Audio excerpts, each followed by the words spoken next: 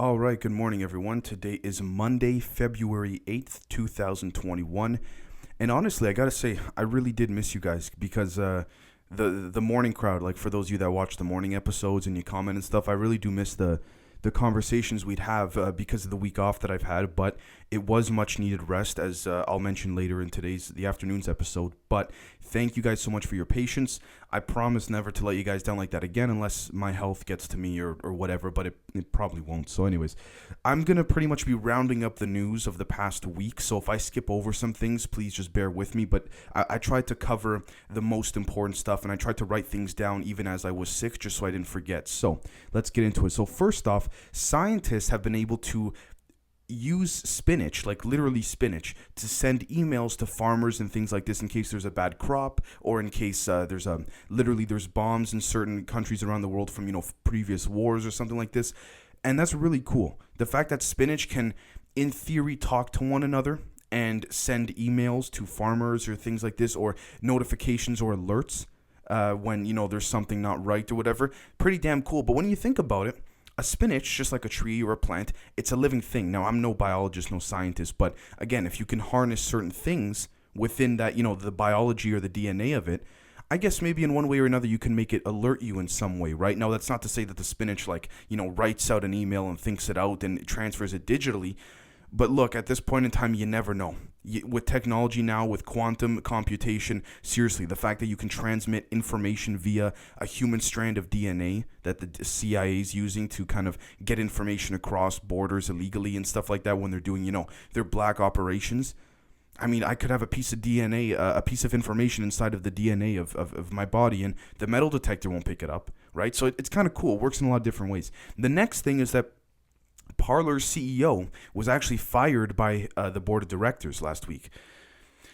Look, maybe they didn't like the way the CEO was handled. I don't know full details. Maybe they didn't like the way that they were handling. He or she was handling the way in which they were kind of revamping themselves and using new servers out in Russia to start things up. Who knows? I'm not trying to make assumptions that I don't know. There's been a lot of speculation. Nothing really confirmed that I know of. So these things happen all the time. It's interesting to see if maybe there's a play at hand here, like a business play. Maybe the CEO, it looks like there's a falling out, but maybe he's going to go on to start something else in case Parler truly falls. Like, it could be a play. Seriously, yeah, and that's another thing too, by the way, I do want to mention very quickly.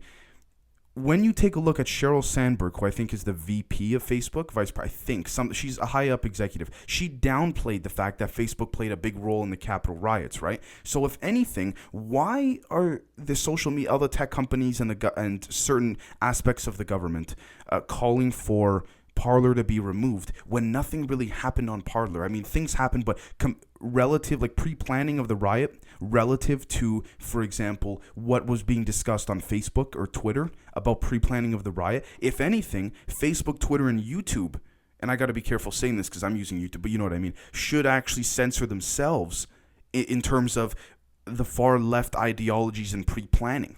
Now, I'm not trying to be super biased here. I think they should censor the far right as well, too. But they're using that excuse to censor anyone who thinks outside of the mainstream narrative. And that's not right. And at the same time, they're punishing Parler for it. In my eyes, part of my English, it's a bunch of bullshit. The next thing is that the Democratic Party is calling donors back, saying they want their bribes back again. Yeah. Exactly. What happened to the party of being, morally upstanding? Because Wall Street, the corporations, all that. It's unless they say they take money out of politics and they just rely on literally small donors and none of this super PAC, political action committee, dark money, whatever. It's a joke. They've literally presented themselves as a legal form of bribery because when you donate money, for example, as an anonymous donor, it's considered dark money because you don't know who donated that money until 3 months from them, which is the next financial quarterly report for the campaigns and for jobs and all that stuff. So for 3 months, it's all secret. You can't see who donated that money, right? And so the point here is that What happened? Reality happened. The Democrats, I got some notes here, sorry. The Democrats need donors. It got so bad that some Democrats yesterday even threatened to remove the company's lobbyists and not vote with them on legislation anymore unless they keep donating or bribing them. So long story short, the corporations, some of them stopped donating to Democrats because they don't agree with all this, what they believe to be the censorship and all that. And the Democrats are saying, okay, fine, go. But the corporations call the Democrats bluff, pretty much saying, okay, we'll go. And then the Democrats said, no, come back. Then the corporations pretty much said, we'll see.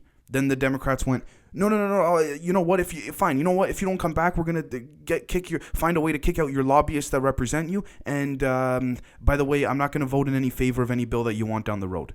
You know what I mean? It's a give and take thing. It's who's got the leverage, who doesn't, right? The next thing is that Marjorie Taylor Greene, I mean, she's been in the headlines like crazy because, the Jewish space lasers and this and that. Now, look, I'm not defending the Jewish space laser thing, but I want to make something very clear. We've talked about space lasers on this show before, DEW weapons, okay, Project Thor, all that stuff. That's legit. They do have space lasers in space. Now, the whole thing with the Rothschilds and all that, I don't want to get into that for the sake of the morning episode, but, the connections have to be legitimate. I see where she's coming from, but if the connections are not legit, I'm sorry, she's not really speaking much substance, right? With that being said, there are legitimate space lasers. So, I mean, I don't know, if people think there aren't, there are. The military has them. It's a legit thing. So they're not just satellites in space, right? The next thing is that, well, actually, another thing, too, is that you want to know why the media is covering Marjorie Taylor Greene so much.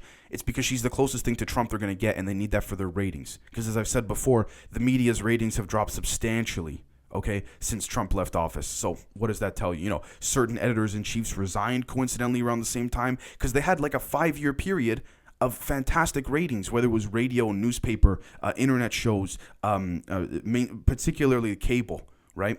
So, again, they need this kind of stuff. That's why you have guys like Brian Stelter on CNN on the Sunday shows calling for people like Tucker Carlson to be removed. Why?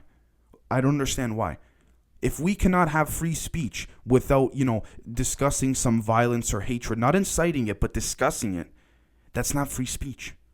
And we can even take it a step further. I'm not even for this, but we could take it a step further. And I'm not defending this, but hate speech is covered under free speech in the Constitution. Now, the United Nations is a little bit different, but I don't think hate speech should be let go just because it's covered under free speech in the American Constitution. However, with that being said, there is a sort of a legal high ground that needs to be taken here by these companies. Now, if someone issues a direct threat, I'm going to murder you, no, get rid of that person. There's no place for violence. But if it's in the context of an example or a joke or something like this, you can't rely on an algorithm unless it's a real AI thinking algorithm, but then AI, that leaves it for another thing. So anyways, that's another problem. That can detect these things. For example, I bring this up all the time. Joe Rogan, Tim Pool, Jack Dorsey, CEO of Twitter, and his lawyer, Vijay Gad, or the Twitter's top lawyer, the one responsible for pretty much saying, we're going to remove or ban this person or this or that, right? Excuse me. Tim Pool pretty much called them out and said, you guys are you're taking down people on the right but not on the left, right? And they pretty much said, well, people on the right, their organizations are more structured and things like this, whereas people on the left, the extremists on the left, are more decentralized. That's a cop-out. That's a BS excuse. Listen, if you really wanted to remove them, you'll remove them. I don't care if they're decentralized or whatever. All right? Homeland Security in the state of New Jersey and many other states has issued Antifa and BLM as domestic terrorist groups, certain factions of them. And I agree with that. I do think there are certain elements of BLM that, by the way, I think they're fantastic in terms of supporting the Black Lives Matter, certain elements. But then there's other ones that I would dare to say is a terrorist organization in many aspects. Anyways, sorry for ranting on about that. Next thing is that Democrats want President Trump to testify, or former President Trump, to testify for a second impeachment. Unless they drag him there, he's not going. I'm 99% sure of it. I would be so surprised if he testifies. I don't think he will. But anyways, the next thing is that Janet Yellen, Treasury Secretary, said she wants to see if what happened with GameStop calls for more regulations. Why? What would deem for there to be more regulations? Please tell me. What? Because, we have to regulate so regular people don't lose their money? No, the hedge funds lost money. Regular people came together. It was a David and Goliath thing. A bunch of little Davids came together and shot a bunch of rocks at Goliath, and they won. Simple. What the hell do you got to regulate? Right? Anyways, the next thing is that the FDA is being asked by Johnson & Johnson to authorize their one-shot only COVID vaccine for emergency use. Now, apparently it's like 60-something% efficacy, assuming you subscribe to the virus thing, right? Okay. I gotta say that because of YouTube, as always. But, I mean, look. 60, I think it's something like 61 or 64%, allegedly. That's tough. You're going to give someone a shot where like there's a 40 or 30 something % chance of it not working. I mean, it is one shot instead of two, granted, but it's hard to say. And I believe in India, the Indian government said to Johnson & Johnson they need more data in order to approve this, if I'm not mistaken. The next thing is that the doctor who treated Navalny after he was poisoned, the emergency doctor after they took Alexei Navalny off the plane, he died himself very mysteriously. It's simple. They're tying up loose ends. This happens all the time. It's the only difference is this. I'll tell you right now. The U.S. does it. Iraq does it. Israel does it. Russia does it. China does it. The only difference is I do have to say Russia's more, I don't want to say careless, but Putin doesn't care. He goes, yeah, he pretty much says politically without saying it verbally, right? He goes, yeah, I had him killed. So what are you going to do about it? He's not testing his opponents. He's not testing the U.S. He's just saying, let me do my thing and let me, whatever. I'm not encouraging killing. I'm just saying that's the perspective of Putin. I'm not encouraging. I want to make that very clear. But that's just the way he thinks, right? The next thing, and again, the people in the country will decide or something like this. But anyways, the next thing is that Nancy Pelosi, Elizabeth Warren, and this is a little bit long, so just bear with me, and Chuck Schumer all wanted for student debt with people making $50,000 or less to be slashed. Technically speaking, the original plan was actually for all student debt to be slashed regardless. But here's the interesting thing. Joe Biden's not exactly walking back on the promises he made, but he's watering them down. He's pretty much saying, oh yeah, first it was cancel all student debt. Then it was cancel student debt if you're making less than $50,000 a year once you get out of school. Then Biden has now watered it down to cancel student debt if you're making less than $10,000 a year. Why? A lot of that money that the universities loan out, guess where it comes from? The Federal Reserve. So the government wants their money back. And of course, they see it helping to stimulate the economy, but it doesn't exactly when you're jamming people down their throats with debt. And that's another thing. It's a terrible thing to say, but more and more people, not just because of this whole pandemic thing, but more and more people are committing suicide because they're student debt. Because it's like having a full-on mortgage at the age of, 25 or whatever. You got a $300,000 student debt. How the hell are you going to pay that off? Unless you get lucky, you got connections to become, or you're smart, extremely smart, and you get in to be a doctor right away and you're making $500,000 a year or, $250,000 a year, 250, and you could start chipping into that. But even then, you shouldn't be in that kind of debt. Education should be free for the long term of people who want to learn to make the economy better. I mean, that's what I believe. I have to say this too, by the way. I know a lot of people, Republican and Democrat, a lot of people, young and old, who all say, why do we have to pay for school? Don't we pay enough in taxes and things like this? And I agree. I agree. And maybe if someone disagrees and they want to, destroy that argument, I encourage that, right? The next thing is that if we take a look here, Robinhood released trading restrictions on all stocks as of last Thursday evening, I believe. Yeah, because they were getting so much goddamn heat. They're not democratizing trading. They're not democratizing jack shit, pardon my English. What are they democratizing? They're even selling their users' data to the hedge funds so the hedge funds can recognize patterns so they can predict future outcomes. So not only are the hedge funds, they got their buddies that, manipulate the market and tell them what's going to come before it happens. That's technically illegal, but you can't prove it. And who's going to tell them otherwise, right? Who's going to arrest them? Like the local cop is? No. So that happens. On top of that, I mean, in theory, the people who use Robinhood click on the terms, they agree to the terms and agreements, which is the 9,000-page thing that nobody for anything ever reads, right? And part of that is we can sell your data to hedge funds. And if they put it in a very fancy way on the 500th page out of the 9,000, who the hell's going to look? That's just, it's little loopholes like this. They're not smarter than us, guys. It's just loopholes like this, right? The next thing is that the House and the Senate passed Biden's COVID rescue bill. They call it the rescue bill, and the next thing is the recovery bill. Look, Apparently, it's going to be issued in about 3 weeks from now. Why can't it be done now? Every time a corporate donor needs a bill passed, it gets passed within, I'm not even joking, an afternoon. All right? And we're talking, billions of dollars in a bill. This is a bill they're talking about, it's better to go bigger than go smaller. If, we do this, give money to the people and stuff like that. He said in good conscience, Biden, he cannot rescind or go back on the $1,400 checks. So good. Send the $1,400, but you got to give more. There's more than enough money to go around. Don't care what political perspective you take. Let's be honest with ourselves here, guys. It's free money. Like, it's who wouldn't want free money? I mean, that's just my opinion. I could be very wrong. The next thing is that Pelosi broke her own rules by not going through a metal detector when entering the chambers of Congress. I'm not even going to talk about that because they're hypocrites all the time. People on the left, including Kamala Harris's niece, are criticizing Tom Brady for not wearing a mask when holding his Super Bowl trophy after they won yesterday. Okay, so yeah, Tampa Bay won. I'm not a Brady fan. I'm going to be totally opinionated with you guys. Don't like Brady at all. I got a lot of problems with it. I think he's inhabited a culture of cheating.